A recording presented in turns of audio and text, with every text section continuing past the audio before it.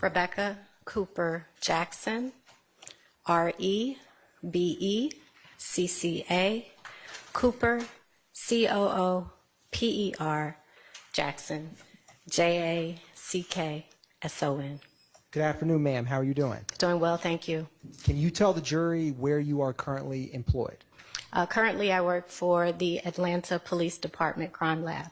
And what do you do for the Atlanta Police Department Crime Lab? I am a latent print examiner. I'm the supervisor of that section. Can you explain what you do as the supervisor of that section? Sure. Currently, I supervise a small group of latent print examiners. We retrieve evidence. We submit evidence for searches in our APHIS system. We do comparisons, analysis for all evidence that revolves around latent prints. Now, how long have you been in the supervisory position? Almost a year now. How long have you worked with Atlanta Police Department? Since 2021. When you came on in 2021, what was your role? I was a senior latent print examiner at that time. And did you remain a senior latent fingerprint analyzer until becoming supervisor? I did. Now, before working for Atlanta Police Department, where did you work before? I worked for the Georgia Bureau of Investigation. When did you first begin working for the GBI? Back in 2019 or 17, I believe. And what were you hired for at the GBI? The same. I was a latent print examiner. I had recently graduated from the International Latent Print Examiner Training Academy before starting on there. What did that academy entail in regarding training?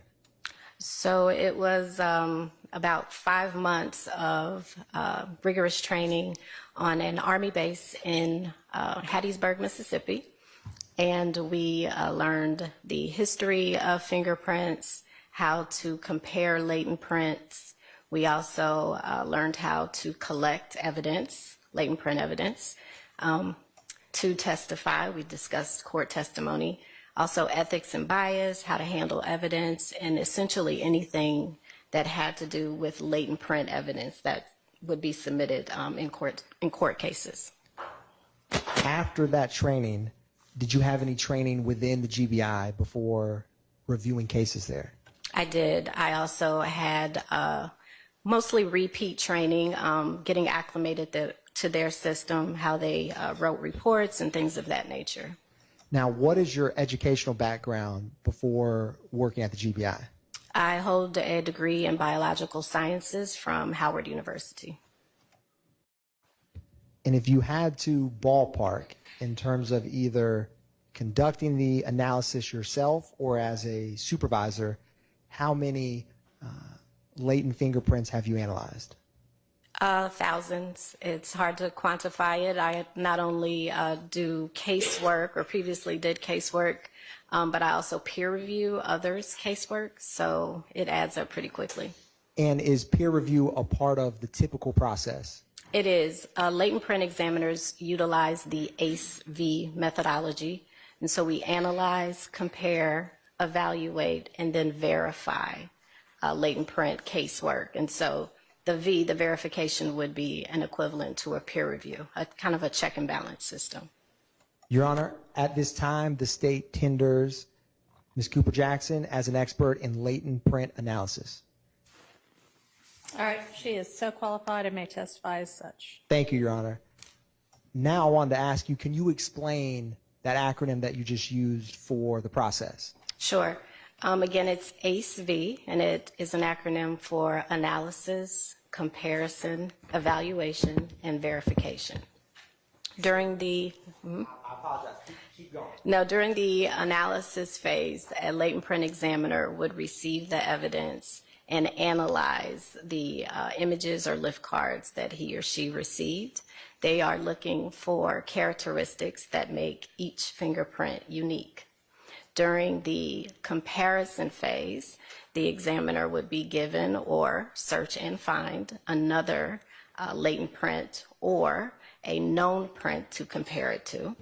And we would do a side-by-side analysis of both the latent print and the fingerprint that has been presented for comparison. After doing that, we compared the minutia, the characteristics of the latent fingerprint, and come to essentially a decision. That's the evaluation phase. And then after that, that fingerprint will go on to another qualified examiner to be verified, and that's the V. Now, I wanted to ask you about a couple terms that you may come across. What is friction ridge skin? So friction ridge skin is simply the skin that you find on the palms of your hands or the soles of your feet. It has ridges and furrows. It allows us to grasp objects, or walk without slipping. It's what's giving us traction to hold things. What is an inked fingerprint? So an inked fingerprint is typically described as an intentional reproduction of the friction ridge skin. So it's intentionally done. If you go for a job interview, or perhaps you are interested in adoption, I think you have to have your fingerprints taken. If you work in a bar or as an Uber driver, it's essentially intentionally taking the fingerprints. You know you're having your fingerprints taken, and there's a technical person who is assisting in that process. How would you describe what a latent print is in general? A latent print is an unintentional reproduction of friction ridge skin. So if you casually touch a table or pick up a bottle of water, you are leaving your fingerprints on that object. Now, what are the basic principles for using fingerprints as a way to identify someone?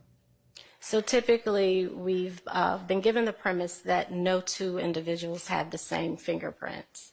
Fingerprints are formed in utero, both outside environment factors as well as in factors inside the womb control when the fingerprints are developed, how they developed, and so on. There are 3 different types of fingerprint patterns. But what makes the fingerprints unique are the minutia, or we refer to them more commonly as the characteristics. Now, I wanted to approach you with what's been marked as 122 Victor Victor through 122 Victor Victor Charlie. So is that a Victor Victor Victor Victor Alpha? Yes, Your Bravo Honor. and Charlie? Okay. Yes, Your Honor. And before testifying, were you able to review these documents? Yes, sir, I was. What are those exhibits that I just handed you, 122 Victor Victor and Alpha through Charlie? The first is a latent print hit report, and it has the name of an individual who was searched on our APHIS database back in 2022, it looks like. The second is a copy of the fingerprint card of that individual. And the last is the comparison, a screenshot of the comparison that was done on our APHIS system. And are those all documentation that you personally were involved with, either creating or reviewing? Correct. And are they a fair and accurate depiction of the documents for that latent print analysis that you did? Yes, for the most part. The photocopy is a little smudged, I guess, but for the most part, this is the same content and same documents that I reviewed. Your Honor, at this time, the state will tender into evidence 122 Victor Victor through 122 Victor Victor Alpha through Charlie. I'm sorry, can I just take a Yeah, you may. And just for my clarity, that's 4 total exhibits? Yes, Your Honor. Okay. That is correct. Yeah, go ahead and take a look. When you review latent fingerprints with APD, do you yourself generate a report? Yes. Your Honor, this is, I'm going to approach the witness, won't be published, but with a document and ask you if you recognize that. Yes. Is that a report that you generated for a latent fingerprint? Correct. And does that report pertain to the documents we just introduced? Yes. Your Honor, not for publication, but the state will introduce State's Exhibit, and I will mark that as 122 Victor Victor Delta. Now, at this time, All right. That's just for the record, I'm not really sure. it's to assist the witness with having the report she generated for the fingerprint analysis because they go hand in hand. Okay, but you're not introducing it. Correct, Your Honor. Okay, that's fine. Now, what was the case you got involved with for this latent print analysis? Who requested your services?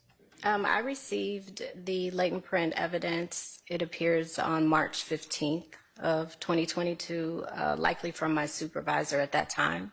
Who made the request? I believe it was Sandra Tullis.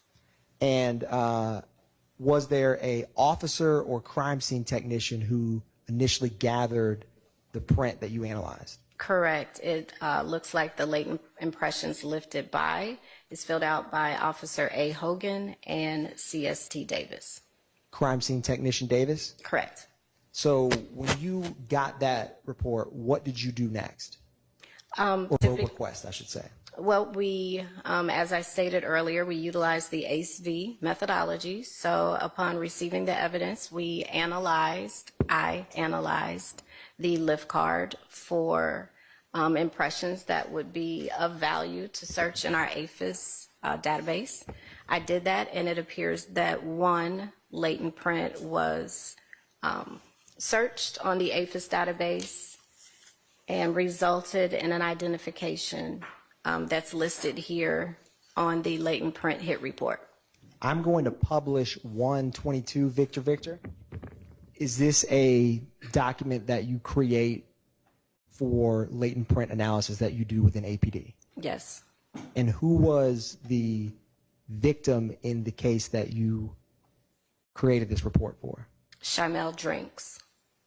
And this was when it has latent impression lifted by, is that the Officer Hogan and Crime Scene Tech Davis you just discussed? Yes. Now, I want to publish 122 Victor Victor Alpha. What is 122 Victor Victor Alpha? This is the fingerprint card bearing the name Christian Johnson. And when you place this partial latent print into your system, who did it return back to? Christian Johnson. And with this document published, 122 Victor Victor Alpha, are any number of individuals' fingerprints in different databases? Yes. Commonly, one individual may show up in one or several databases. I believe in this case, Christian Johnson showed up not only in the Atlanta Police Department database, but there is a note that also it hit to or was matched to a print in the Federal Bureau of Investigation database. So FBI and APD on this one. I'm going to publish 122 Victor Victor Bravo. What is this? You had mentioned earlier about with copying a document, one of them had a smudge. Is this what you were talking about? Yes, this and the page with the actual lift card. It just looks a little distorted. What is the print on the right? The right is the known print. That is the print that returned in the database. And do you see those dots on that print? I do. What are those? Those are the minutia or the characteristics that were marked that signal that the fingerprint is unique. So we mark those characteristics for the search. In this case, it is because we were doing a side-by-side comparison. And so where you see the marks on the right-hand side correspond with those that you actually cannot see on the left. And can I ask one small favor? There's a wooden pointer right behind you I'm going to grab for you. Okay. If you could show the jury using this pointer what you were just discussing. Here, I talked about the... Do we have that lapel mic available or something if she's going to be up for very long so that everybody can make sure they hear her? Yes, Your Honor. I will let her use this mic. I'll place it right here. Okay. So I mentioned earlier the minutia or the characteristics And so you would see here a characteristic where you see the circles we mark so that you have correspondence from the known to the latent. And this one, it appears a little dark. When I looked at it, it was a lot clearer, but for whatever reason, it's dark. But it would be us marking what we see here in the latent and where it corresponds to the known print. Sorry about that. Not your fault at all. And before testifying here, were you able to look at the original, the clear quality of this document? Yes, I did. I have a copy. And when you did the visual comparison in this case, were you able to visually see the comparison ridges more clear than this copy here? Yes, I used the original lip card to do the comparison, so there was no issue with the comparison. Also, when we get the candidate list back, there is a score, and oftentimes the higher score the identification.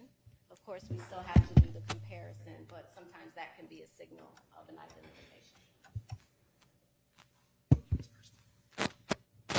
I'm going to publish 122 Victor Charlie and zoom in here. What is this, a copy of the initial latent print that was collected from Crime Scene Tech Davis? Correct. Here, it's upside down, but here is where I saw, thank you, where I saw the latent print, and this is what Ms. Davis lifted, and then this is what was actually searched in the APHIS system.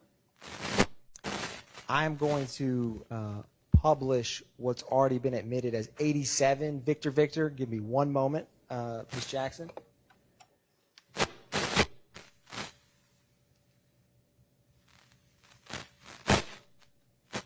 While that is being pulled up, in a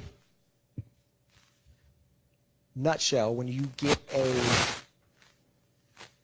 print like the one collected, you initially have it in the system, and back in 2022, how many comparisons would be returned?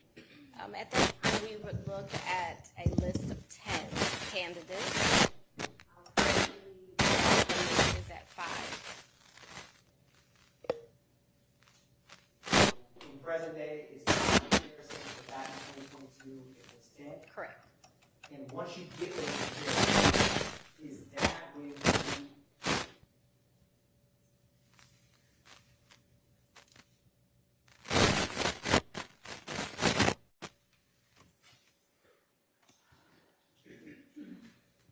I'm going to try to switch this one.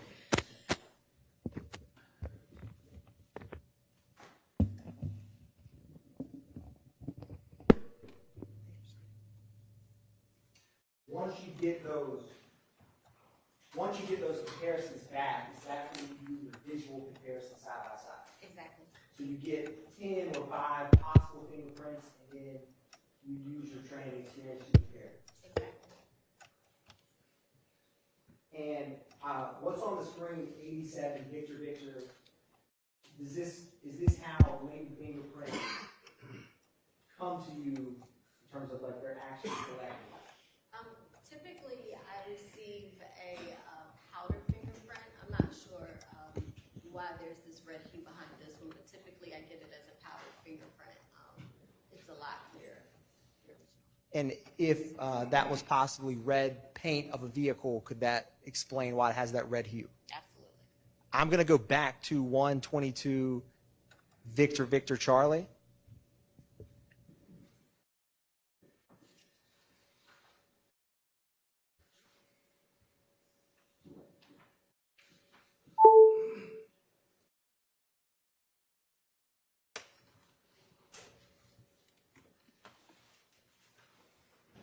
And this is the copy of the latent print that you initially received and conducted this testing? That's correct. One brief moment, Your Honor. And thank you, Ms. Jackson. I may have a couple more questions, but just 1 minute.